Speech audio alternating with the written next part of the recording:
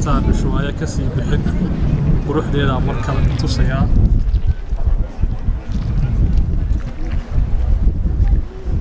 waata doontii raacaya calanka Holland ku sawiran calankaas arkaysa magaalada qorna magaalo ku dhow magaalada ku soo maray magaalada professor magaalada ku soo maray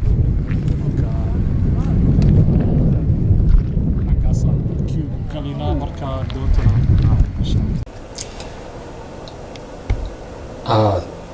السلام عليكم ورحمة الله وبركاته. والله هذا قولكي عن سيحان دونتان كوجرا يعني توسي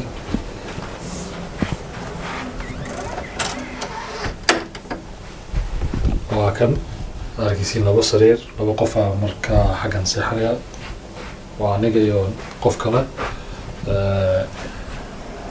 meeshan waxa weeyaan musqulkii suuligii siraawarkiisii aad u nadiif ah hatta hoteelada qaarkood aan joogi badaanta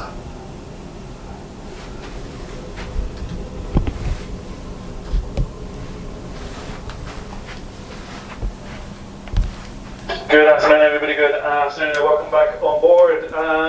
Also, we still have some luggage at reception. حقنا لايف جاكيت كالعلة دي دونتي ده كل دعوة وبدأ وبعنين عن يعني الناس بدأ كان لايف جاكيت كان عنقشانين.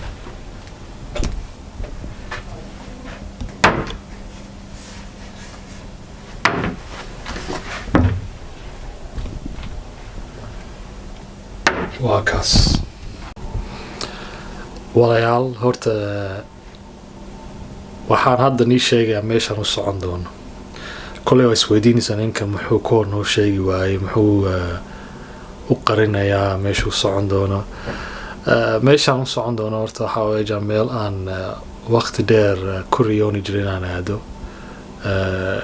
5 sano ka hor aan isku day inaan aado laakiin duruufta waqtigaas saamixi weyde hadda laakiin fursadii ii soo baxday suurtagal ay noqotay inaan aado ta kalena ka hor waxaan ii sheegi waayey waxaan ka cabsanayaa inay dee fursadani dhaafto ta kalena waxaan isdhahay markaa 100% hubtid oo doonta gashid oo ku kalsoonta inaad doonta ku jirtid markaasuun dee sheeg xaggaa u socotid meeshaan u socdona waa koleyda ka horsaan ii sheegay waa meel aan aad waqti dheer ku riyoonayo aan rabay inaan aado meesha magaceedna waa Antarctica waa dhulka barafka oo markaa maxaa khariidada adduunka eegtid dhulka ugu hooseeya dhinaca koonfurta oo xaggan Argentina laga baxaa la siyaada sababta meesha waadiyana waxa weeyaan ma hun kaliya meel aan ku riyoonaya waa meel xitaa aan rabo haddaan nahay Soomaali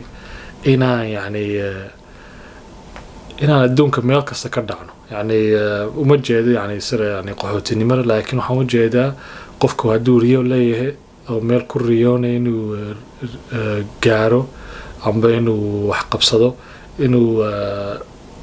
inuu de riyadaas ku dadaalo siduu u xaqiijin lahaa kulley waa garanaysaa duruufta ummadda Soomaaliyeed ku nooshahay duruuf fudud maaha laakiin marmar dee waxaa fiican inaa laisku dayo sida meel kasii sarreeya ama meel ka fiican lasii gaari karo oo dadkeeni xitaa niyadooda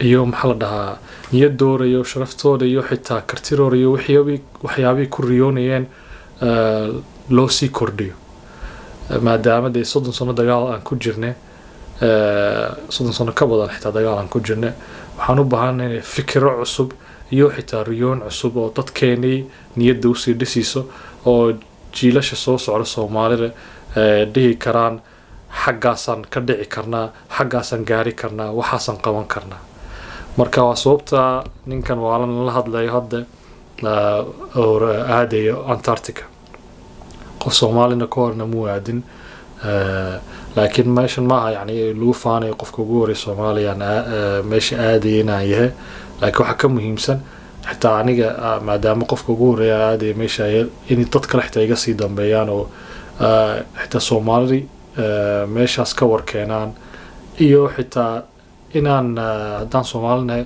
meelo kale muhiim ah xitaa aadno adduunkana xitaa inaan ka muuqano dadka meelaha wax soo saarka iyo meelaha dee cajiibka marka la aadayni Soomaali xitaa ku jirto marka waa sababtaan meeshaas Antarctica la dhaho aan u aaday hadda waxaan korka sii aadaynaa waa waxay sameynayaan waxay tusayaan waxyaabaha ku saabsan lacala hadduu wax dhaco waxaan laga rabo inaan qabano marka sidaas la socdo the drill. Thanks very much, folks.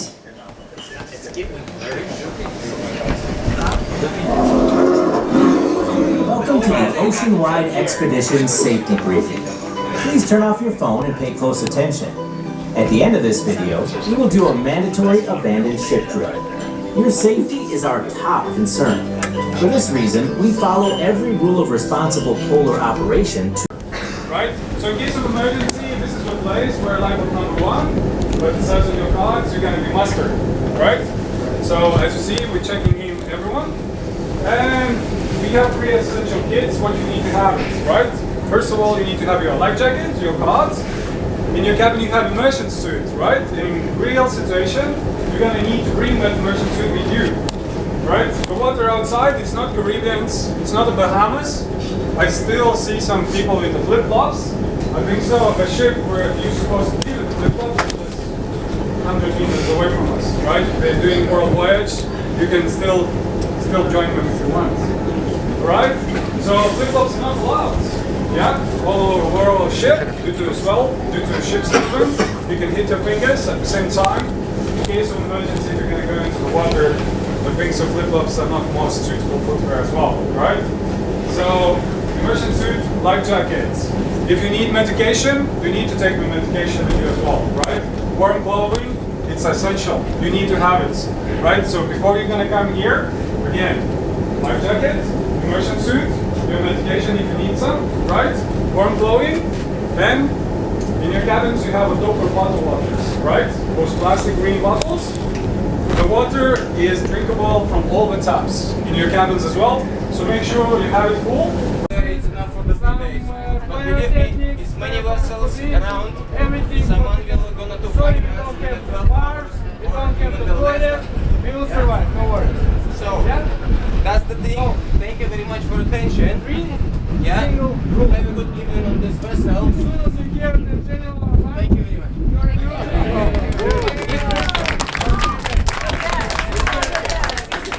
Thank you for your attention. Whenever you see this person, This guy is explaining exactly the same thing.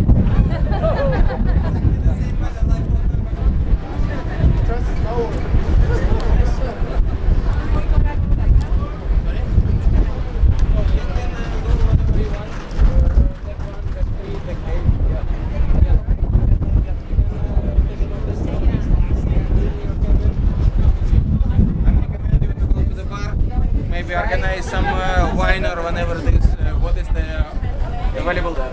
Yeah. haye walaalayaal arkaysiin doonta hadda way baxday haddaba siron aan u socnaa Antarctica